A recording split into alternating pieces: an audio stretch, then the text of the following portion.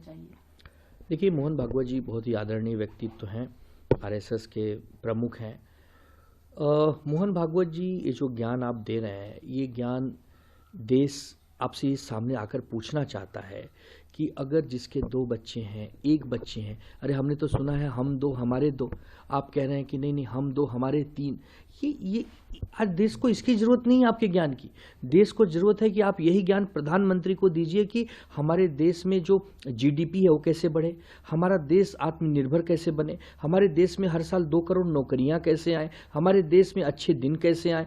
मोहन भागवत जी, आपके कहने से मोदी जी बहुत सारी बात मानते हैं, क्योंकि आप सरकार के भी ऊपर है, ऐसा लोग कहते हैं। अगर आप ये सारी बातें जो जनता के सामने कह रहे हैं, आप यही बात मोदी जी को और उनकी कैबिनेट को समझाइए कि जितने बच्चे पैदा हो गए हैं देश में उनको ही नौकरियां मिल जाए, जितनी हमारी आबादी वही खुशियों से भर जाए, वही एक अच्छा जीवन जीने लगे। 80 करोड़ लोग आज भी लाइन में खड़े होकर राशन लेने के लिए जब खड़े होते हैं ना भागवत जी, तो अच्छा नहीं लगता है। ये भी देश के ही बच्चे हैं, ये भी देश के ही नागरिक हैं। तो हम आपसे यही कहेंगे कि ये जो ज्ञान है ये आप कैबिनेट को दीजिए, ताकि केंद्र सरकार को कुछ समझ में आ जाए और जनता को कुछ लाभ मिल जाए।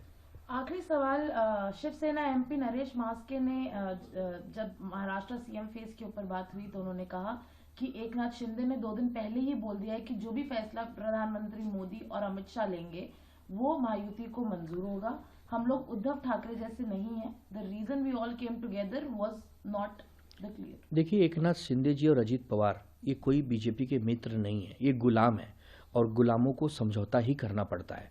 गुलाम अपने मालिक से, अपने आका से आंख दिखाकर बात नहीं कर सकता, आंख झुकाकर बात करना होता है।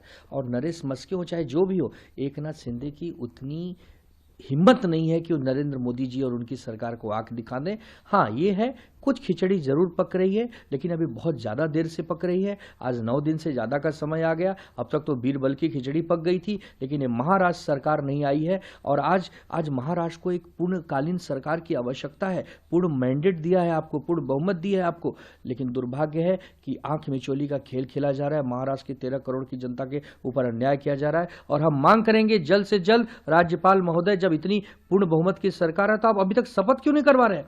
ट्विटर खेला जा रहा है, ट्विटर पर बातचीत हो रही है। महामहिम जी, आप सामने आइए। हमने भगत सिंह कोश्यारी जी का भी कार्यकाल देखा है कि कैसी लुपा छुपी होती थी। और आप राधा कृष्ण जी, आपसे हम उम्मीद करते हैं, आपसे हम एक प्रकार से जिम्मेदारी चाहते हैं कि आप आइए, आप खुलकर आइए, एक प्रेस कॉन्फ्रेंस करिए, बताइए कि महाराष्ट्र को सरकार क्यों नहीं मिल रही है। अरे कोई भी मुख्यमंत्री चलेगा, जब 288 विधायक है, क्या उसमें कोई योग्य मुख्यमंत्री नहीं है? किसे मुख्यमंत्री बनाना चाहते हो, कब बनाना चाहते हो, उसके पीछे क्या रणनीति जनता के सामने बताना होगा, अन्यथा महाराष्ट्र की जनता आपको माफ नहीं करेगी। आपको अगर लगता है कि अब तो चुनाव हो गए, अरे जनता जनार्दन भगवान होती है, जनता आपको जिता सकती है तो अगले चुनाव में आपका सुपड़ा भी साफ कर सकती है, क्योंकि जनता को सरकार चाहिए। आज माताओं बहनों का प्रश्न है, नौजवानों का प्रश्न है, किसानों का प्रश्न है, ये प्रश्न कौन सॉल्व करेगा? सरकार ही तो करेगी। आज नौकरियों का इतना बड़ा, रोजगार का इतना बड़ा प्रश्न है और सरकार नहीं है, मुख्यमंत्री नहीं है, और जो इंटरिम मुख्यमंत्री वो बीमार होकर कोप भवन में बैठे हुए हैं, पता नहीं क्या विलाप कर रहे हैं।